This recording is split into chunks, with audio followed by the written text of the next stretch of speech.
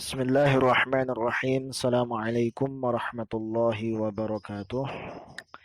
Alhamdulillah, kita akan melanjutkan kembali kajian kita tentang kitab Safinatun Najah yang beberapa hari waktu yang lalu sempat berhenti. Nah, ini saya minta maaf karena ada sedikit kendala teknis. Marilah kita mulai lagi kajian kitab Safinatun Najah ini. Kita buka dengan bacaan Ummul Kitab.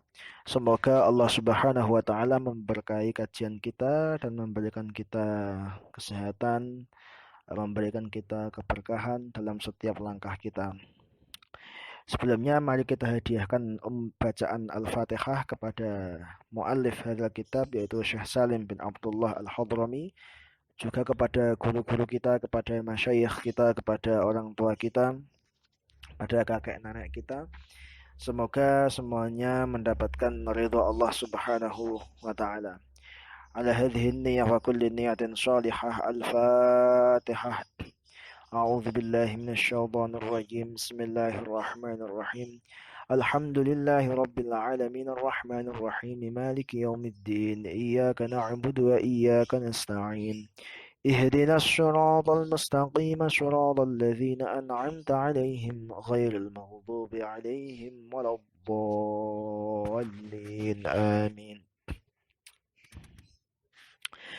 Bismillahirrahmanirrahim. Qala al-musannif rahimahullahu ta'ala wa nafa'ana bihi wa bi'ulumihi fid dharain amin. Kemarin kita sudah sampai pada arkanus shalah yang nomor 5 yaitu rukuk. Baik, saya bacakan terlebih dahulu. Al-khamisu ar-ruku'u. Al-khamisu utawi rukun sing nomor 5. Iku ar-ruku'u iku jenenge rukuk. Rukuk itu yang disebut dengan rukuk secara bahasa itu adalah mutlaqul inhina, yaitu secara merkungkung atau apa ya bahasa Indonesianya merkungkung itu ya. Merkungkung itu ya kayak seperti orang ya seperti praktek rukuk itu namanya merkungkung bahasa Jawanya. Ini menunjukkan bahasa Indonesia itu juga kadang kurang ya secara bahasa itu untuk penerjemahan dari ke Jawa ke Indonesia itu juga sulit juga ternyata. Apa itu merkungkung bahasa Indonesianya itu ya? Itu secara mutlak merkungkung itu namanya ruku inkhina. Adapun secara istilah fikih yaitu ayyan hanya qadra bulughi rahatai mu'tadilil khilqah rukbataihi. Yaitu ketika seseorang itu merkungkung sekadar di situ apa namanya itu kedua telapak tangannya itu bisa meraih dengkulnya, meraih apa namanya itu ya dengkul ya. Dengkul itu berarti apa? Bahasa Jawa, bahasa Indonesianya itu lututnya. Jadi meraih kedua telapak tangan itu bisa meraih lututnya jikalau ia ingin apa? Ingin meraih lutut tersebut. Itu namanya rukuk. Jadi merkungkung, mendoyong ke depan gitu sampai sekiranya di situ kedua telapak tangan itu bisa memegang lutut. Itu namanya apa? Namanya rukuk.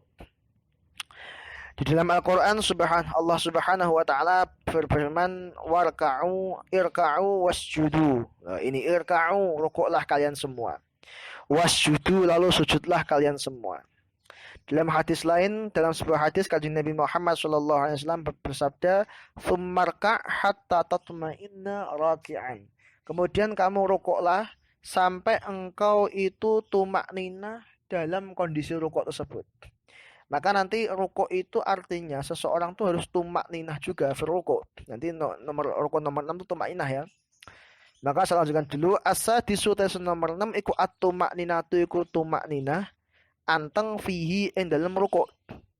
Jadi yang namanya tumakninah itu apa? Sukunun baina harokataini, yaitu diam sebentar di antara dua gerakan. Jadi setelah dia itu berdiri ya qiyam, kemudian dia rukuk merkungkung. Nah itu diam sebentar di situ ya biqadri subhanallah, dengan kadar subhanallah, itulah yang namanya apa?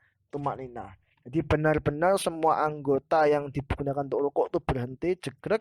Nah, itulah yang disebut dengan apa? Tumak ninah. Maka di sini Seseorang ketika rukuk itu harus ada tumak ninahnya, harus ada ya, tumak ninahnya.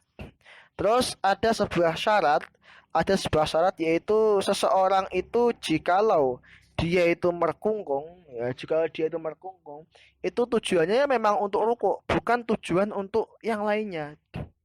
Jadi misalnya gini, ada seseorang itu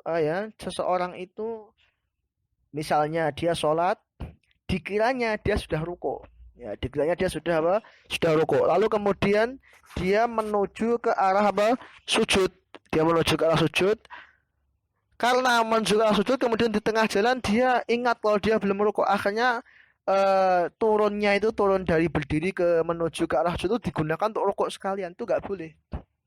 Jadi dia harus apa namanya itu, harus kembali berdiri lalu kemudian ruko, ya kemudian ruko.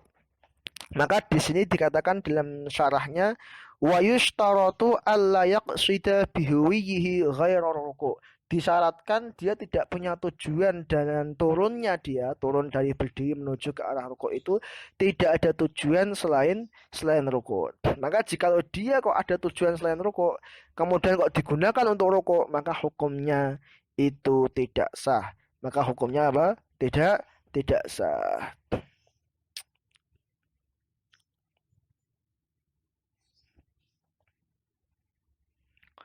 Eh,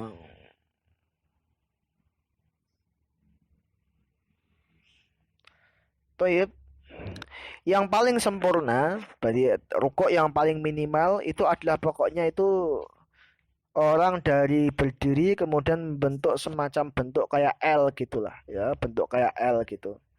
Itu paling batas minimal, itu yang penting ada satu bentuk merkungkung sedikit sudah cukup.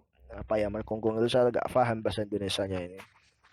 Terus kemudian ketika dia mau kalau pengen yang paling sempurna yaitu antara punggung dan lehernya, terus kepalanya itu semua itu rata.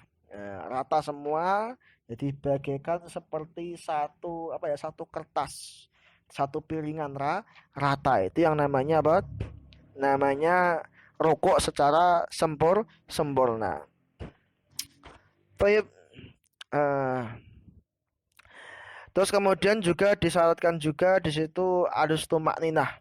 Jadi harus tumak ninah. Dalilnya mana? Dalilnya tadi kanjeng Nabi dawuh sumarka hatta tatma'inna raki'an. Kemudian rukuklah sampai engkau benar-benar tumak ninah di dalam rukuk tersebut. Tumaknya dalam rukuk tersebut, ya.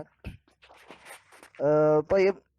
Ya, yang paling sempurna, tambah lagi sempurna itu ketika ruko itu tidak cukup dengan hanya membaca subhanallah saja. Di situ juga disunnah. Ini hukumnya sunnah, tapi hukumnya sunnah. Disunahkan untuk membaca subhana rabbiyal azimi wa bihamdih. Subhana rabbiyal azimi wa bihamdih. Dalam sebuah hadis yang diriwayatkan oleh Al-Imam Ibnu Mas'ud atau sahabat Ibnu Mas'ud radhiyallahu anhu, beliau berkata bahwasanya Rasulullah Shallallahu Alaihi Wasallam bersabda, "Idza raka'a ahadukum faqala subhana rabbiyal azimi thalatha marratin faqad tamma ruku'uhu." Jadi idza raka'a, ketika salah satu di antara kalian itu rukuk, faqala subhana rabbiyal azimi, kemudian dia berkata subhana rabbiyal azim thalatha marrat sebanyak 3 kali, faqad tamma ruku'uhu, maka rukuknya itu sudah sempurna. Wa dzalika, dan bentuk seperti itu, dia rukuk sambil membaca subhana rabbil azim 3 kali, itu adnahu, itu batas minimal kesempurnaan rukuk. Maka di situ disunnahkan ketika seseorang itu rukuk untuk membaca subhana rabbiyal azimi wa bihamdi. Ini setengah atau batas minimal sempurna. Ada yang paling minim lagi, yaitu cukup dengan membaca subhanallah. Atau misal dia nggak tahu, diam saja sekadar subhanallah itu yakfi.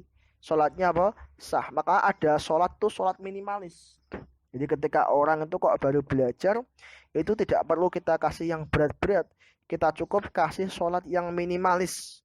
Yaitu misalnya dia itu cukup membaca subhanallah sekali, ya udah. Lalu setelah itu bisa saja kita ajari dengan pembacaan subhanallah, ditambahilah semakin banyak dan yang lainnya, nggak apa-apa ya.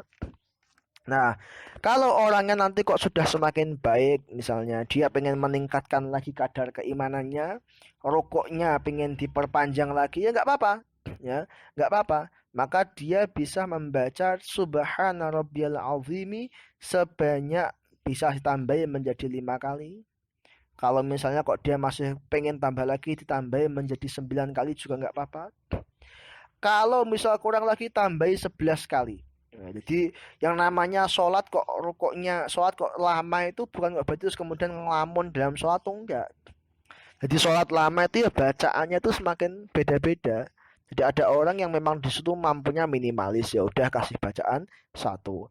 Oh, orangnya lemah memang belum kuat. Ada orang yang imannya rada kuat ya udah kasih tiga. Ada orang yang imannya tambah kuat lagi ya udah kasih lima. Tambah kuat lagi kasih 9, tambah kuat lagi, tambah wah semakin apa ya kuat sholatnya ibadahnya kuat, maka kasih 11 kali bacaan tersebut.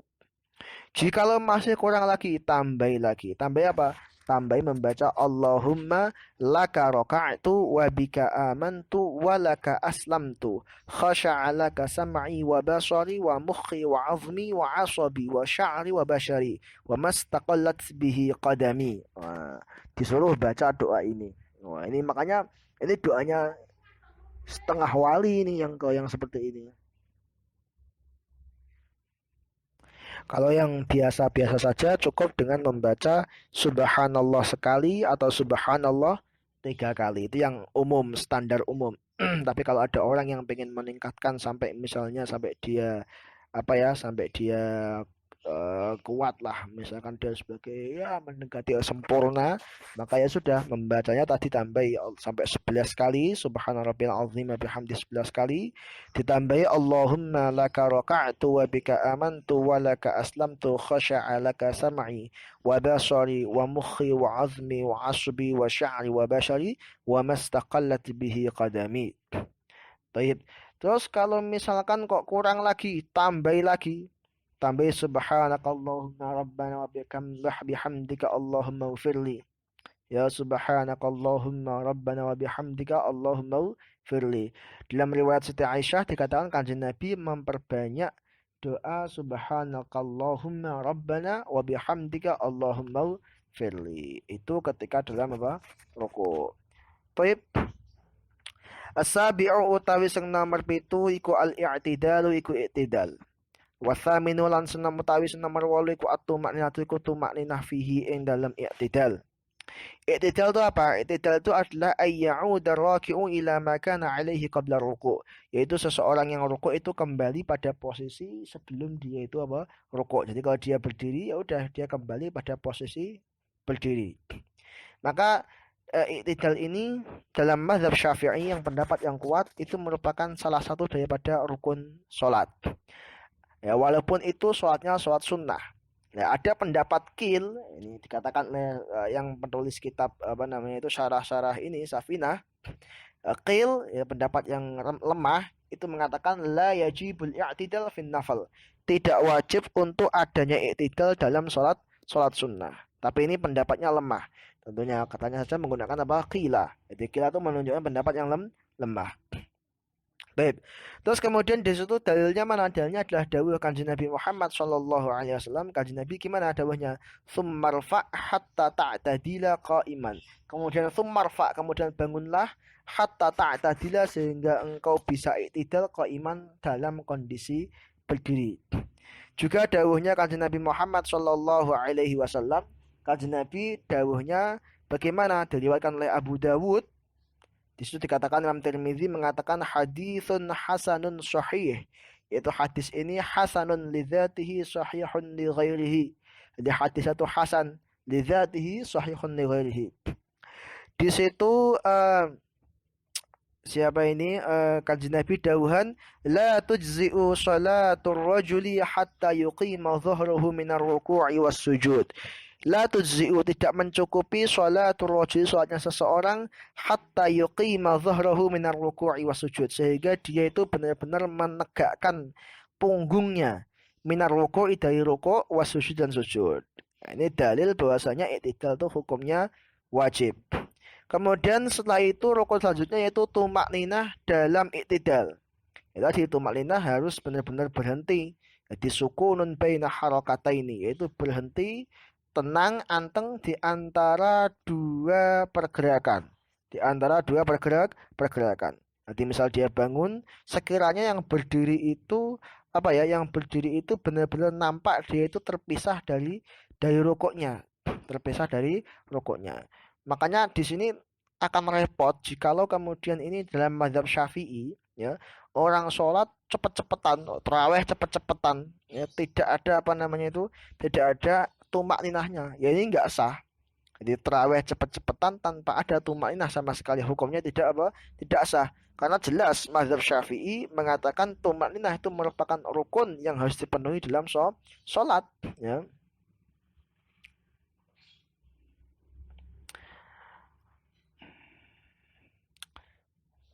Karena apa? Karena kajian Nabi Muhammad SAW sendiri ya dawuhan bahas atau melakukan praktek tumak ninah, ya, melakukan praktek tumak ninah.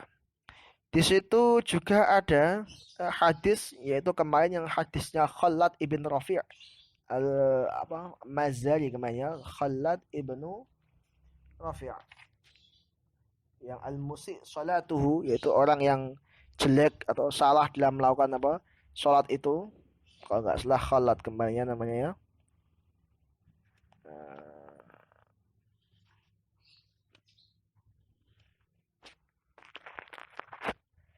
Taib. Di situ dikatakan dikatakan hatta tatma'inna qa'iman. Ya. Summarfa hatta ta'tadila qa'iman. Dalam riwayat lain dikatakan summarfa hatta tatma'inna qa'iman. Dalam satu riwayat lain yang diriwayatkan oleh Al-Imam Asy-Syafi'i, ya, diriwayatkan oleh Imam Syafi'i dalam kitab Al-Um, terus kemudian Ibnu Abdul Bar dalam kitab At-Tamhid, juga Ibnu Hibban dalam Sahih Ibnu Hibban menggunakan kata-kata hatta tatma'inna qa'iman. Tidak menggunakan kata-kata hatta ta'tadila qa'iman, bukan, tapi hatta tatma'inna qa'iman. Nah, ini ada satu redaksi kata seperti itu. Nah, maka memang kanjeng Nabi Muhammad SAW ketika iktidal, beliau juga yang namanya apa namanya itu, juga namanya ada bentuk tumak ninah. Ada bentuk tumak ninah. Itu satu yang perlu dicatat. Terus kemudian ketika dia bangun dari ruku, itu tujuannya ya memang untuk bangun dari ruku, untuk iktidal, bukan untuk yang lainnya. Berbeda misalnya orang tersebut bangun dari ruku itu karena misalnya ada ular di bawahnya. Wono ulo ngosar-ngosar, kemudian dia terkaget bangun berdiri. Nah, ini ketika seperti itu ya berarti dia itu apa ya? Dia itu iktidalnya itu bukan karena iktidal, bukan, tapi karena dia ketakutan melihat ular. Maka ketika seperti ini tidak sah, harus diulangi lagi. Iktidal lagi. Taib. Terus kemudian ketika bangun iktidal itu disunahkan untuk membaca Sami'allahu liman hamidah. Ya, Sami'allahu liman hamidah. Di sini dalam sebuah riwayat dari Abi Hurairah radhiyallahu anhu dikatakan kana Rasulullah sallallahu alaihi wasallam yaqul hina yarfa'u sulbahu minar ruku', ketika beliau bangun mengangkat apa namanya itu tulangnya dari rukuk, beliau berkata Sami'allahu liman hamidah. Sami'a, semoga mendengar siapa Allahu Allah, liman, kepada orang hamidah kang memuji sapa manhu ing Allah, ya. Terus kemudian juga disunnahkan untuk mengangkat tangannya. Terus setelah itu disunahkan untuk membaca doa, ya. Doa gimana? Rabbana walakal hamdu mil'us samawati wa mil'ul ardi wa mil'u ma syi'ta min syai'in ba'du. Ya. Jadi di sini dikatakan hamdan katsiran thayyiban mubarakan fih mil'as samawati, atau ada yang baca mil'us samawati wal ardi wa mil'u ma syi'ta min syai'in ba'du. Nah, itu boleh membaca seperti itu.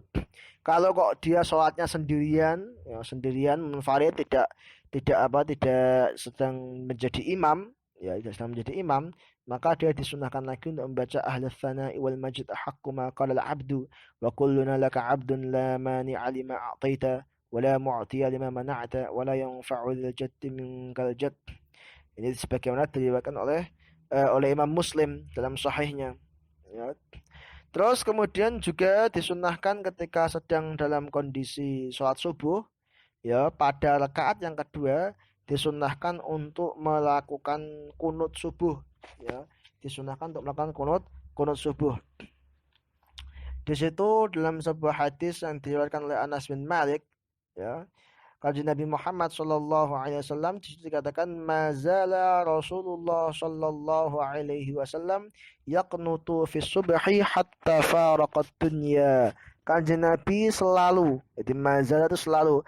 Kaji Nabi selalu kunut ketika dalam sholat subuh hatta faraqat dunya, sehingga beliau berpisah dari dunia. Dan beliau wafat. Hadis ini diriwayatkan oleh Al Imam Hakim dan disahihkan oleh Imam Baihaqi, Imam Ahmad, Imam Daraqutni dan satu kelompok daripada para hufat yang lainnya. Dan juga dilakukan oleh Al-Aim Al-Khulafa Al-Arba'ah. Di situ beliau dalam kunutnya disunahkan untuk membaca Allahumma hdini fiman hadait wa afini fiman afait wa tawallani fiman tawallait wa barik li fima a'tait wa qini birahmatika syarra ma qadait. Nanti kalau misalnya kok dia menjadi imam, ya disunahkan membaca Allahumma hdina. Dininya diganti apa? Allahumma hdina fiman hadait wa afina, ya. Sampai tekan fata'af alhamdulillah ma qad astaghfiruka wa atubu ilaik. Terus kemudian wasallallahu ala sayyidina Muhammadin wa ala alihi wa sahbihi wa baraka wa sallam. Baik. Ketika seseorang kok di situ sedang melakukan atau akan melakukan doa kunut, misalkan dia sholat subuh, kok dia melakukan doa kunut, maka tidak disunahkan untuk membaca zikir-zikir yang dalam iktidal. Jadi dia cukup dengan Rabbana walakal hamdu, terus misalkan Rabbana lakal hamdu mil'us samawati mil'ul ardi mil'u ma syi'ta min syai'in ba'du, sudah lagi, terus kemudian Allahumma hdini fiman hadait. Tidak perlu disunahkan untuk menambahi misalnya ahli tsana'i wal majdi ahaqqu ma qala 'abdu wa qulna laka 'abdun, enggak perlu seperti itu, ya. Karena di sini kenapa? Karena di sini ada khilaf. Ada khilaf apakah iktidal itu termasuk rukun qasir atau iktidal itu termasuk rukun tawil, ya. Kalau yang mengatakan iktidal itu rukun qasir, maka kalau sampai nanti kok panjang-panjang bisa membatalkan sholat, karena tatwilur rukni al qasir, memperpanjang rukun yang pendek itu yubtilus sholat. Ada juga yang mengatakan bahwasanya iktidal itu rukun tawil, sehingga walaupun tidak batal sholatnya tapi minimal dia itu makruh. Maka ketika akan kunut subuh itu tidak disunnahkan untuk membaca doa atau zikir yang dilakukan pada waktu iktidal. Tayyib, terus kemudian at-tasi'u utawi sing nomor 9 iku as-sujudu iku sujud. Sujud apa? Sujud yaitu mubasyaratu marrataini kelawan rong ambalan. Dikatakan as-sujudu iku mubasyaratu ba'dhi jabhatihi wa juz'in min rukbatayhi wa juz'in min butuni kaffayhi wa juz'in min butuni asabi'i rijlaihi ma yusalli alaihi min ardin aw ghairiha. Yaitu mubasyaratu ba'dhi jabhatihi, yaitu menempelnya sebagian batuk, ya, sebagian jidat, apa batuk itu bahasa Indonesia yang halus. Jadi menempelnya sebagian batuk atau jidatnya seseorang, terus wajuz'in min rukbatai, dan satu juz bagian daripada dua dengkulnya, yaitu dua apa namanya itu dua apa tadi bahasanya Indonesia dua apa ya, dengkul itu, ya. Aduh, saya lupa lagi nih bahasanya Indonesianya. Terus wajuz'in min butuni kafai, dan sebagian dari kedua telapak tangan orang tersebut. Terus wajuz'in min butuni asabi' rijlai, dan sebagian daripada bagian dalamnya jari jemari dua kakinya orang tersebut menempel pada sesuatu yang dijadikan sebagai tempat sholat. Jadi itu tempelkan semua. Jadi mulai dari jidat, kemudian kedua telapak tangan, terus kemudian kedua lutut, ya, dengkul itu lutut, kedua lutut, kemudian kedua apa, jari jemari kaki. Lah, ini semua sebagian daripada semua itu ditempelkan, ya, ditempelkan pada tempat sujudnya. Terus tidak hanya itu saja, juga ditambahi dengan apa namanya itu kalau mazhab Syafi'i ditambahi dengan ini diangkatnya bokong lebih atas daripada kepala. Jadi diangkatnya bokong itu lebih atas daripada kepala. Ini semua sesuai dengan hadisnya kanjeng Nabi Muhammad Shallallahu Alaihi Wasallam. Kanjeng Nabi dawuhan, "Idza sajadta famakkin jabhataka minal ardi wala tangkur nakran." Idza sajadta, jikalau engkau sedang ingin sujud, famakkin jabhataka, maka tempelkan batukmu, tekankan batukmu, ya. Terus kemudian minal ardi, daripada tanah, wala tangkur nakron, dan jangan kamu itu apa ya, semacam kayak burung notol gitu apa ya, jadi baru nempel dikit kemudian ditarik lagi, jangan, tapi famakin jabhataka, jadi ditekan sedikit sehingga di situ ada jarak waktu tertentu, ya, jarak waktu tertentu. Di sini hadis ini diriwayatkan oleh Imam Ibnu Hibban di dalam Sahih Ibnu Hibban. Terus di sini dikatakan wa akmalu sujud, sujud paling sempurna yaitu ayyumakkina kamila jabhatihil maksyufah min maudhi'i sujud ma'a baqiyat a'dha'i sujud, yaitu menekan di yukam mina itu menekan batuknya, jidatnya secara sempurna, yang jidat saatnya harus terbuka, nggak boleh tertutupi apapun bagian jidat nih, ya, ditempelkan pada tempat sujudnya beserta dengan anggota-anggota sujud yang lainnya. Apa itu anggota sujud yang lainnya?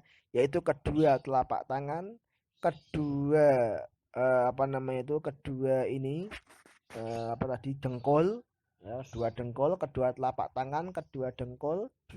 Terus kemudian juga bagian dalam daripada jari jemari kaki, ya. Terus kenapa? Karena dawuh kanjeng Nabi Muhammad sallallahu alaihi wasallam, umirtu an asjuda ala sab'ati a'zum. Saya diperintah untuk sujud di atas 7 anggota tubuh. Apa saja 7 itu? Yaitu 2 telapak tangan, 2 dengkul, 4, ya. Terus kemudian 2 batnu asabi rijlaihi, ya. Berarti berapa itu? 6. Terus kemudian jabhah, batuk. Adapun hidung itu hukumnya menempelkan hidung, hukumnya sunnah. Menempelkan hidung hukumnya sunnah. Taib. Apa itu batuk? Batuk itu mabaina sadghaini tulan, yaitu sesuatu bagian kepala wajah yang ada di antara dua pilingan. Pilingan itu di antara dua ini. Jadi bagian sesuatu. Jadi di antara dua bagian pinggir, ya, alis itu yang bagian pinggir yang ke atas namanya pilingan. Nah, batuk itu tengah-tengah, jidat itu tengah-tengah, ya. Tengah-tengahnya itu namanya apa? Jidat. Taib. Terus gitu, tidak cukup jika seseorang tuh hanya menempelkan batuknya saja. Sementara yang lain tidak tempelkan tuh nggak cukup, ya, nggak cukup. Jadi batuk dan yang lainnya harus tempelkan semuanya. Ketika seseorang tuh ingin sujud, ketika dia berdiri, misalnya dia ingin sujud, maka dalam mazhab Syafi'i hendaknya dia meletakkan dulu kedua lututnya. Kedua dengkulnya diletakkan terlebih dahulu, baru kemudian menempelkan kedua tangannya. Jadi bukan kok kebalik. Jadi ada yang sebagian itu yang menempelkan kedua tangan dulu, baru kemudian menempelkan kedua lututnya. Ini terbalik, ya, ini terbalik. Karena apa? Karena sebuah hadis kanjeng Nabi Muhammad SAW dikatakan oleh riwayatnya Wa'il ibn Hujr. Kanjeng Nabi disebutkan Wa'il bin Hujr mengatakan, ra'aitun nabiyya sallallahu alaihi wasallam idza sajada wada'a rukbatayhi qabla yadayhi. Jadi saya melihat, kata Wa'il, saya melihat kanjeng Nabi Muhammad sallallahu alaihi wasallam ketika dia sujud, kanjeng Nabi itu meletakkan kedua lututnya terlebih dahulu qabla yadayhi, sebelum kedua tangannya, ya. Fa idza nahadha, ketika beliau bangun, rafa'a yadayhi qabla rukbatahi, maka beliau mengangkat kedua tangannya sebelum lututnya. Hadis ini diriwayatkan juga oleh Ibnu Khuzaimah, Ibnu Hibban, Imam Hakim, terus juga oleh Tirmidzi, Nasai, Abi Dawud, dan Ibnu Majah. Baik. Terus kemudian al-asyiru tes nomor 10 iku atu makna tuku tu makna fihi ing dalam sujud. Makna dalam sujud. Maka di sini disunnahkan ketika orang sujud untuk membaca Subhana rabbiyal a'la wa bihamdih. Paling batas minimal untuk mendapatkan aslu sunnah cukup dengan membaca Subhanallah. Atau misalnya dia itu tumakninah berhenti sebentar dengan membaca Subhanallah. Itu yakfi sebenarnya. Tapi disunnahkan untuk membaca Subhana rabbiyal a'la wa bihamdi tiga kali. Inilah bentuk adnal kamal, yaitu kesempurnaan paling minim dalam sujud itu ketika membaca Subhana rabbiyal a'la wa bihamdi tiga kali. Dalam sebuah hadis kanjeng Nabi Muhammad sallallahu alaihi wasallam, di situ beliau dawuhan, "Idza sajada ahadukum falyaqul subhana rabbiyal a'la thalathan." Ketika salah satu dari kalian itu sujud, maka hendaknya dia mengucapkan subhana rabbiyal a'la thalathan 3 kali. Ada juga yang disuruh menambahi subuhun quddusur rabbul malaikatu warruh. Ada yang disuruh menambahi seperti itu juga, ya. Taib. Terus jikalau kurang, ada juga yang disunnahkan untuk membaca Subhana Rabbiyal A'la 11 kali. Ya. Kalau masih kurang lagi, disunnahkan juga untuk membaca Allahumma laka sajadtu wa bika amantu wa laka aslamtu sajada wajhi lilladhi khalaqahu wa sawwarahu wa syaqqa sam'ahu wa basarahu bihaulihi wa quwwatihi fatabarakallahu ahsanul khaliqin. Nah, disuruh membaca seperti itu. Jadi Allahumma ya Allah laka sajadtu, aku sujud kepadamu wahai Allah. Wa bika amantu, kepadamu aku beriman. Wa laka aslamtu, dan kepadamu aku memasrahkan diri. Sajada wajhi, wajahku itu sujud. Lilladzi, kepada zat khalaqahu yang menciptakan wajah ini. Wa sawwarahu, dan membentuk wajah ini. Wa syaqqa sam'ahu, dan menyobek pendengaran, wa basaruhu, dan penglihatannya. Nah, seperti itu ya. Di sini yang disebutkan oleh kanjeng Nabi hanya sajada wajhi. Sajada apa? Wajhi. Kenapa? Karena wajah itu merupakan asyrafu a'dha'il insan, yaitu tubuh bagian fisik manusia paling mulia itu adalah wajah. Maka ketika wajahnya yang mulia saja sudah sujud, maka selain wajah harusnya juga sudah apa? Sudah sujud. Terus setelah itu kalau masih ada waktu dia mau memperpanjang sholatnya, wah dia ini orangnya khusyuk sekali, ya, sholatnya diperpanjang lagi, maka dia disunnahkan juga untuk membaca doa Allahumma ghfirli dzambihi, Allahumma ghfirli dzambi kullihi diqqihi wa jullihi wa awwalihi wa akhirihi wa alaniyatihi wa sirrihi, Allahumma inni a'udzu biridhaka min sakhatik wa bi'afwika min 'uqubatik wa a'udzu bika minka anta kama athnaita 'ala nafsik. Bahkan disunnahkan dalam bentuk sujud ini seseorang untuk banyak-banyak berdoa. Kenapa kok seperti itu? Karena sujud itu adalah aqrabu ma yakunul 'abdu min rabbih wa huwa sajid, dalam sebuah hadis. Yaitu kondisi di mana seorang hamba itu lebih dekat kepada Allah Subhanahu wa taala, yaitu ketika hamba tersebut itu sedang sujud. Baik.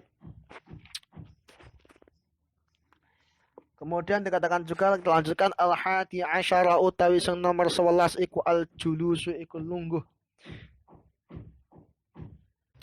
Al-hadi asyara utawi sing nomor 11 iku al-julusu iku lungguh baina sajdataini ing dalam antarane sujud loro. Jadi yang nomor 11, rukun nomor 11 itu adalah duduk di antara dua sujud tadi.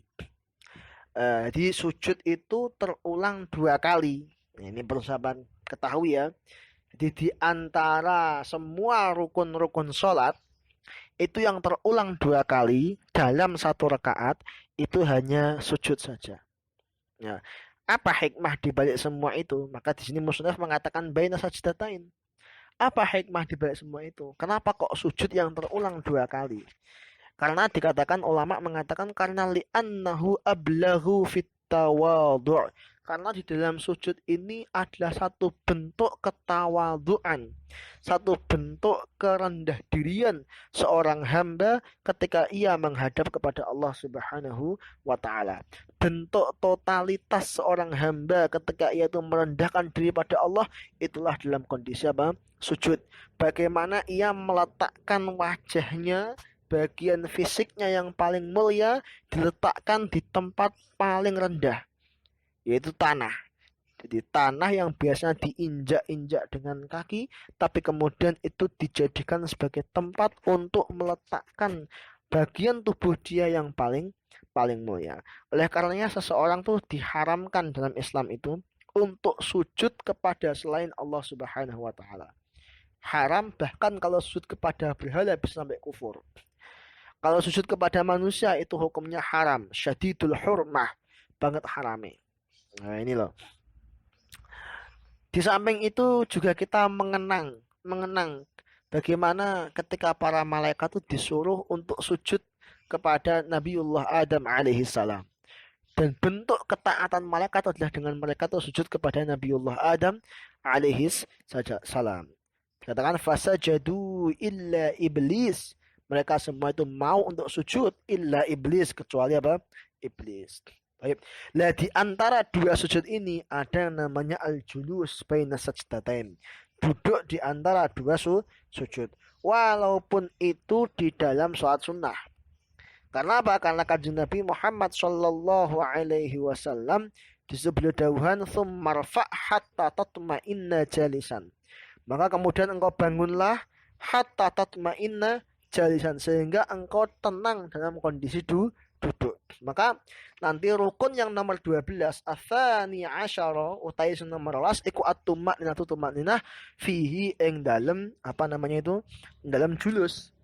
Jadi tumakninah di dalam duduk di antara dua apa? Dua sujud. Nah, ini yang perlu diketahui. Jadi walhasil orang duduk di antara dua itu merupakan rukun sholat juga. Dalam sebuah hadis yang diriwayatkan oleh Bukhari Muslim dikatakan kana Rasulullah sallallahu alaihi wasallam idza rafa'a ra'sahu, ketika beliau mengangkat kepala Rasulullah, lam yasjud hatta yastawiya jalisan. Beliau tidak mau untuk sujud sehingga beliau yastawiya, jejak duduk, jalisan dalam kondisi apa? Duduk. Baik.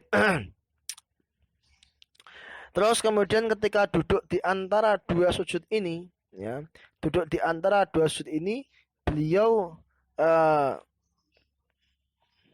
disunahkan untuk membaca Rabbighfirli warhamni wajburni warfa'ni warzuqni wahdini wa'afini wa'fu anni. Ya, Rabbighfirli warhamni warzuqni wahdini, Rabbighfirli warhamni wajburni warfa'ni warzuqni wahdini wa'afini wa'fu anni. Ya. Ada tambahan. Jadi kalau riwayat Imam Hakim dalam kitab Al-Mustadrak diriwayatkan dengan syarat yang sahih, itu hanya sampai Rabbighfirli warhamni wajburni warfa'ni warzuqni wahdini wa'afini.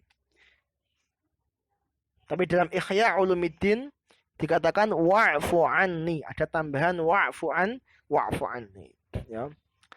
Kalau masih kurang panjang lagi, ya kurang panjang lagi, tambah lagi, boleh membaca Rabbi habli qalban taqiyan naqiyan minasyirki bariyan la kafiran wala syaqiyan.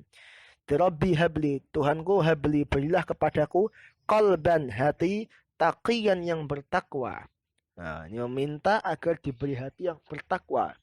Naqiyan yang bersih, dibersihkan dari apa? Minasyirki, dari syirik. Barian yang terbebas dari kesyirikan. La kafiron, bukan seorang yang kafir, wala syaqiyan, dan bukan seorang yang apa? Yang celaka. Baik, ini dibaca seperti ini ya. Kalau misalnya kok jenengan butuh cepat, ya, butuh cepat, tidak mau terlalu panjang karena mungkin ada urusan dan yang lainnya, butuh sholat dalam kondisi cepat, jenengan cukup mengatakan Rabbighfir warham wa tajawaz amma ta'lam innaka antal a'azzul akram. Membaca itu juga boleh. Rabbighfir warham wa tajawaz amma ta'lam innaka antal a'azzul akram. Itu boleh. Misalkan nggak mampu lagi Rabbighfir warham juga boleh, nggak apa-apa. Ya, juga boleh tidak apa-apa. Dan inilah kemudian jenengan tumak nina. Nah, kalau pada duduk kok duduk biasa, duduk julus baina sedang biasa, maka bentuk duduknya itu sunnahnya dalam bentuk jalsatul iftirosh, yaitu duduk dalam iftirosh, yaitu seperti tahiyat awal. Begitu juga nanti dalam julus tahiyat awal disunahkan untuk jalsatul iftirosh, kecuali dalam julus tahiyat akhir. Ya, itu nanti disunahkan untuk jalsatul apa? Jalsatul tawarruk. Ya. Baik. Terus kemudian asalisa asyara utawi sing nomor 13 iku at-tasyahhudu maca tasyahud al-akhiru kang akhir. Ya, at-tasyahhudu al-akhiru kang akhir. Terus kemudian di sini disunahkan untuk membaca tahiyat akhir. Tahiyat akhir paling minimal itu adalah membaca at-tahiyyatu lillah. Ini dihafalkan nih, paling minim. Ya, at-tahiyyatu lillah. Salamun alaika ayyuhan nabi wa rahmatullahi wa barakatuh. Salamun alaina wa ala ibadillahi salihin. Asyhadu an la ilaha illallah wa anna muhammadar rasulullah. Jadi ini para ulama mengatakan ini adalah aqallut tahiyyat al-wajib. Jadi batas tahiyat yang wajib menurut mazhab Syafi'i minimal adalah menggunakan redaksi ini. Itu at-tahiyyatu lillah, salamun alaika ayyuhan nabi wa rahmatullahi wa barakatuh. Salamun alaina wa ala ibadillahi salihin. Asyhadu an la ilaha illallah wa anna muhammadar rasulullah. Sebagaimana ini diriwayatkan oleh sahabat Ibnu Mas'ud. Di situ pernah para sahabat itu sebelumnya ketika tahiyat akhir atau tahiyat lah, pokoknya tahiyat, mereka mengatakan assalamu alallahi min ibadih, assalamu ala Jibril, assalamu ala Mikail. Lalu kemudian kanjeng Nabi ketika mendengar itu, kanjeng Nabi berkata, la taqulu salamu ala Allah, jangan kamu katakan assalamu ala Allah. Kenapa? Fa innallahu wasallam, karena Allah lah itu salam. Walakin qulu at-tahiyyatu lillah, tapi katakanlah at-tahiyyatu lillah. At-tahiyyatu lillah itu segala bentuk penghormatan lillahi untuk Allah. Ya. Hadis ini diriwayatkan oleh Imam Daruqutni, Al-Baihaqi dengan sanad yang sahih. Dalam tahiyat itu cukup kita mengatakan asyhadu an la ilaha illallah wa anna muhammadar rasulullah, atau diganti dengan wa anna muhammadan abduhu wa rasuluh. Itu cukup seperti itu. Minimal dalam tahiyat itu harus didengarkan oleh telinganya sendiri. Ya, didengarkan telinganya sendiri, harus dengan menggunakan bahasa Arab, ya. Taib. Terus kemudian jangan sampai lahan, jangan sampai salah dalam membaca tahiyat. Maka kalau kiai-kiai kita dulu, guru-guru kita dulu, yang pertama kali diajari ketika seseorang itu masih awam, itu dia cukup diajari untuk baca Fatihah, takbir yang benar, baca Fatihah, kemudian baca tahiyat dan sholawat. Karena agar sholatnya itu apa? Sholatnya itu sah. Taib. Nah, kalau yang ingin sempurna, jadi bacaan tahiyat yang sempurna, yang itu dipilih oleh Al-Imam Asy-Syafi'i radhiyallahu anhu, itu harus membaca at-tahiyyatul mubarakatus shalawatut thayyibatu lillah. Assalamu alayka ayyuhan nabiy wa rahmatullahi wa barakatuh. Assalamu alayna wa ala ibadillahi salihin. Asyhadu an la ilaha illallah wa asyhadu anna muhammadar rasulullah. Nah, inilah tahiyat yang kemudian paling sempurna yang diriwayatkan oleh Ibnu Abbas dan dipilih oleh Al-Imam Asy-Syafi'i radhiyallahu anhu. Kenapa kok tahiyat seperti ini dipilih oleh Imam Syafi'i? Karena ada dua alasan. Yang pertama yaitu ada tambahan al-mubarakat. Ya, tambahan apa? Al-mubarakah. Jadi at-tahiyyatul mubarakatus shalawat. Jadi ada tambahan al-mubarakah. Dan itu sesuai, cocok dengan dawuhnya Allah Subhanahu wa taala. Allah berfirman tahiyyatan min indillahi mubarakatan thayyibah. Nah, tahiyatan penghormatan min indillah, mubarakah yang diberkahi, thayyibah yang baik. Di sama at-tahiyyatul mubarakatus shalawatut thayyibat sama. Ya. Nah, ini dari situ karena cocok dengan ayat Quran, akhirnya dipilih oleh Imam Syafi'i. Alasan yang kedua di Imam Syafi'i adalah karena apa? Karena Ibnu Mas'ud itu termasuk mutaqaddimis sahabah. Itu masuk as-sahabah al-mutaqaddimin. Sementara Ibnu Abbas itu mutaakhiris sahabah. Sahabat-sahabat mutaakhirin. Wal mutaakhir yaqtadi bihi yuqda bihi ala mutaqaddim. Riwayat yang diriwayatkan oleh sahabat mutaakhir itu akan menjadi hukum bagi riwayat yang mutaqaddim. Karena tentunya ada tambahan informasi yang lain ketika bagi sahabat yang mutaakhir. Jadi sahabat yang mutaakhir itu dia tahu riwayat sebelumnya dan tahu riwayat yang akhir. Tayyib Arabi asyara utai nomor 14 iku al-qu'ud iku lungguh. Lungguh fihi dalam tahiyat akhir, duduk di tahiyat akhir. Jelas ya. Wal khamisa asyara utawi nomor 15 iku as-salatu iku maca sholawat ala nabi yang saya kanjeng Nabi Muhammad sallallahu alaihi wasallam. Kemudian nomor 15 yaitu membaca sholawat kepada kanjeng Nabi Muhammad sallallahu alaihi wasallam fihi ing dalam tahiyat akhir. Fihi ing dalam tahiyat akhir. Yaitu ketika orang duduk tahiyat akhir. Tahiyat akhir itu bagaimana? Tahiyat yang setelahnya salam itu disebut dengan tahiyat di at-tahiyah allati yu'qibuha as-salam. Itu tahiyat yang diiring-iringi oleh salam, itu tahiyat akhir. Di situ ketika tahiyat akhir disunahkan untuk membaca sholawat. Cukup dengan membaca sholawat dalam mazhab Syafi'i itu cukup dengan membaca Allahumma sholli ala Muhammad. Itu cukup sebenarnya ya. Ada yang mengatakan yang paling minimal itu adalah Allahumma sholli ala Muhammad wa ala ali Muhammad dengan tambahan ali Muhammad. Di sini pendapat yang masyhur dalam mazhab Syafi'i itu sholawat alal al, jadi sholawat kepada kepada keluarga kanjeng Nabi Muhammad itu bukan merupakan rukun sholat. Pendapat yang masyhur. Akan tetapi pendapat lain, kaul kedua daripada Imam Syafi'i mengatakan itu sholawat alal al itu merupakan suatu yang wajib juga. Ini sesuai dengan hadisnya kanjeng Nabi Muhammad Shallallahu Alaihi Wasallam. Suatu hari yang diriwayatkan oleh Ka'ab bin Ajrah, ya, dan juga diriwayatkan oleh Imam Bukhari Muslim. Suatu hari itu sahabat bertanya kepada kanjeng Nabi, ya Rasulullah, qad arafna kaifa nusallimu alaik. Kanjeng Nabi, kami sudah tahu bagaimana cara menyampaikan salam, uluk salam kepada panjenengan kanjeng Nabi. Fa kaifa nusalli alaik, bagaimana kami membaca sholawat kepada panjenengan kanjeng Nabi. Qala kanjeng Nabi dawan, qulu Allahumma sholli ala Muhammad wa ala ali Muhammad. Maka katakanlah Allahumma sholli ala Muhammad wa ala ali Muhammad. Ada tambahan wa ala ali Muhammad. Dan ini juga pendapatnya Imam Ahmad bin Hanbal. Pendapatnya Imam Ahmad bin Hanbal. Maka ketika seperti itu jelas ada tambahan ali Muhammad. Dan qaul qadim Imam Syafi'i juga mengatakan wajib untuk menambah ala ali Muhammad. Ada lagi juga sebuah riwayat hadis yang mengatakan la tusallu alayya salatan batra. Kamu jangan membaca salawat kepadaku dengan salawat yang batra. Batra itu artinya salawat yang buntung. Apa itu? Itu dengan tidak menyebutkan keluarganya kanjeng Nabi Muhammad sallallahu alaihi wasallam. Maka di sini diusahakan minimal itu adalah membaca Allahumma sholli ala sayyidina Muhammad wa ala ali sayyidina Muhammad. Tambah sayyidi boleh, enggak apa-apa ya, untuk penghormatan kepada kanjeng Nabi Muhammad sallallahu alaihi wasallam. Taib.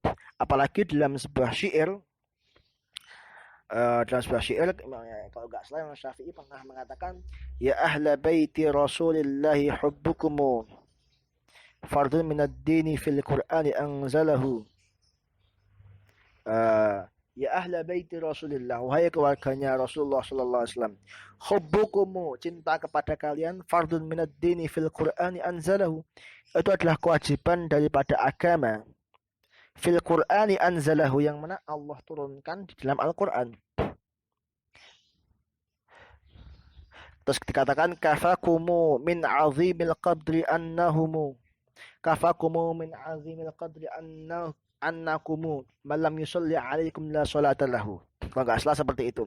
Kafakumu, maka cukup bagi kalian, kafakumu min azimil qadri annahu. Jadi cukup bagi kalian sebagai bukti sebagai bukti mulianya kedudukan kalian, malam yusalli alaikum la salata lahu. Barang siapa yang tidak membaca solawat kepada kalian, la salata lahu, maka tidak sah salatnya.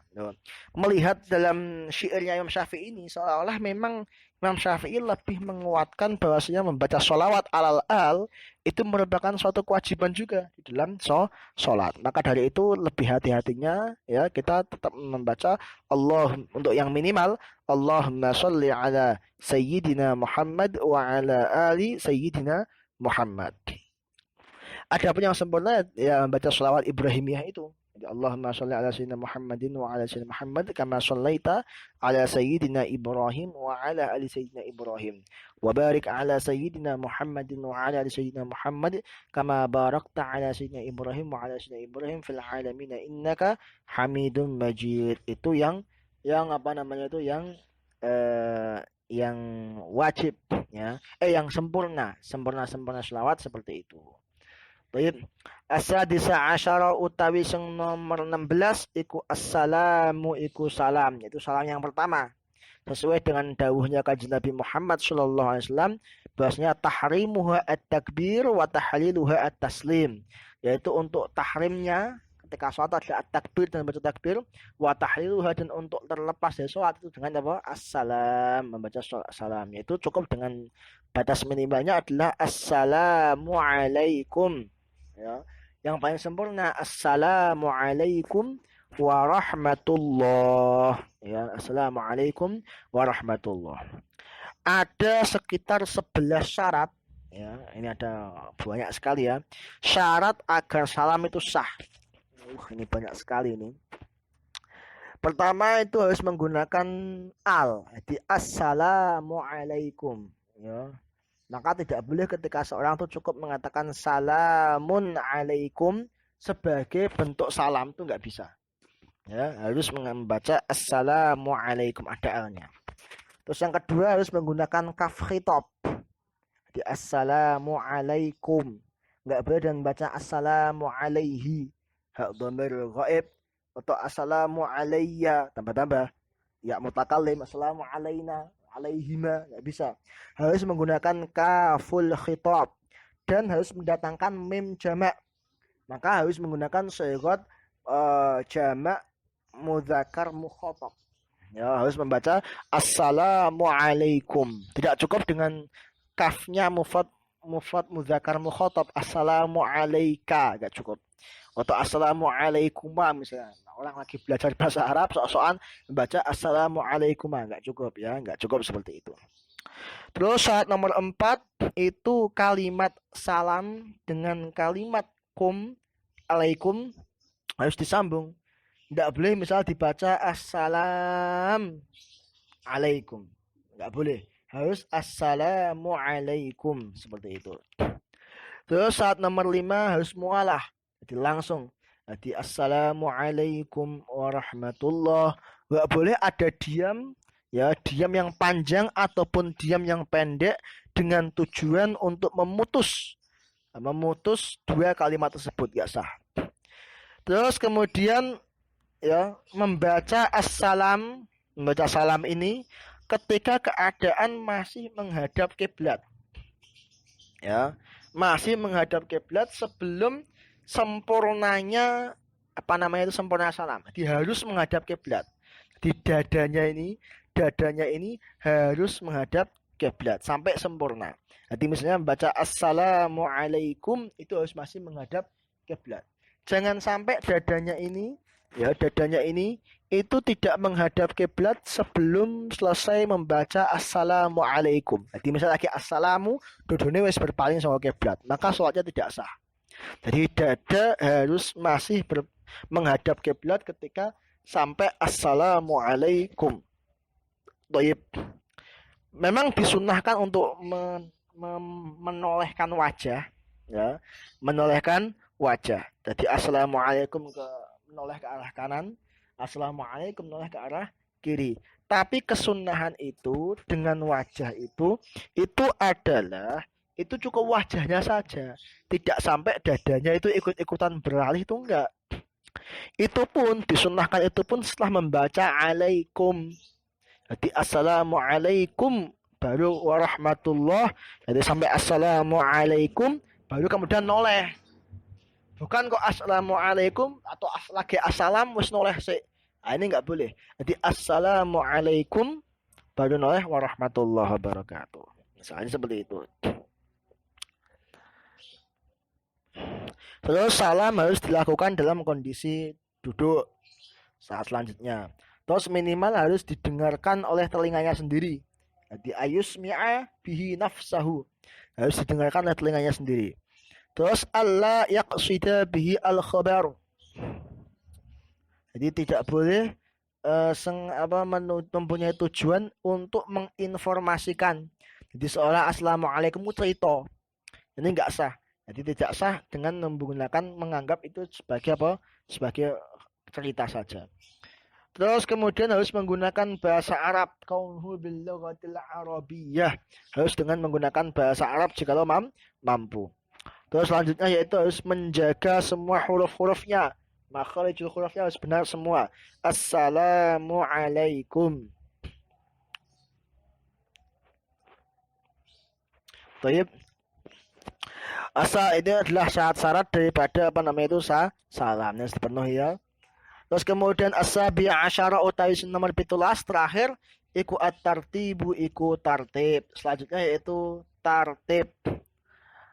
Tartib itu apa? Tartib itu ya mendahulukan sesuatu yang dahulu dan mengakhirkan sesuatu yang akhir. Dalilnya apa? Dalilnya jelas kan Nabi mengatakan idza qumta ila sholati fakabir menggunakan fa. Summa qra menggunakan summa. Summarka menggunakan summa lagi. Summa ataupun fa maupun summa itu lidalalati ala tartib. Sama belajar alfiyah atau belajar nahwu lah, enggak usah alfiyah. Paling minim. Jadi itu mengatakan fa dan summa itu adalah menunjukkan adanya tartib, yaitu kalau fa itu tartib ta'kid, jadi tartib tapi langsung ya. Kalau summa itu tartib ma'at tarahi, yaitu tartib urut ya, tapi ma'at tarahi sertanya apa? Santai enggak langsung. Dari situ kemudian tidak boleh itu mendahulukan satu rukun mengakhirkan rukun yang lainnya. Mendahulukan rukun mengakhirkan rukun yang lainnya. Toyib, sampai sini dulu kajian kita pada siang hari ini untuk masalah arkanus shalah. Semoga ini bermanfaat. Kita tutup kajian kita kali ini dengan bacaan kafaratul majlis. Semoga kita diberkahi oleh Allah Subhanahu wa ta'ala. Subhanakallahumma wa bihamdika asyhadu an la ilaha illa anta astaghfiruka wa atubu ilaik.